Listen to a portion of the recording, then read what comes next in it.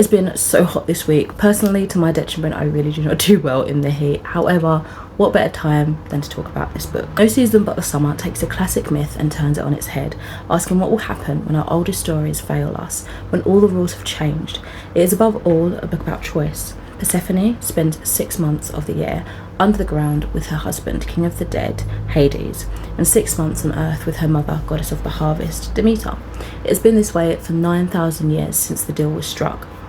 But when she resurfaces this spring, something is different. Rain slash the land, crops grow out of season or not at all. There are people trying to build a road through the woods and her mother does not seem able to stop them.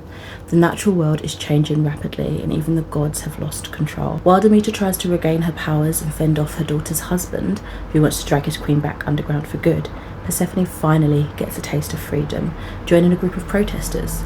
Used to blinking up at the world from below, as she looks down on the earth for the very first time from the treetops with activist snow, Persephone realizes that there are choices she can make ultimately for herself. But what will these choices mean for her mother, her husband, and for the new shoots of life inside her? I love my Greek retellings and this one was no exception. I gave this book a 4.5 out of 5 stars. Getting to see the difficult mother-daughter relationship was tough, especially when I personally had only read about it as being a harmonious one with Demeter and Persephone, with devastating consequences whenever Persephone had to spend time in the underworld. But Leyser's reimagining and exploration of the dynamic was refreshingly troubling and realistic. I loved what she did with it. Demeter came across as just really wanting the best for her daughter, knowing what her siblings are like, taking anything and anyone they want by force. But in Persephone's perspective, all she could see was a controlling mother who wanted a carbon copy of her in a daughter, feeling smothered and able to live no life of her own. I thought the conversations and themes around protecting the environment and conserving natural spaces was so powerful, and it was a great background piece to have with a story about the goddess of harvest, the goddess of spring, that sort of thing. The interlinking topics became layered and cleverly complex, having me deeply think about the effects humans have on our green spaces. I also found the relationship between Hades and Persephone to be a refreshing take, even down to the way Hades was described. Again, it was a complex thing with many layers.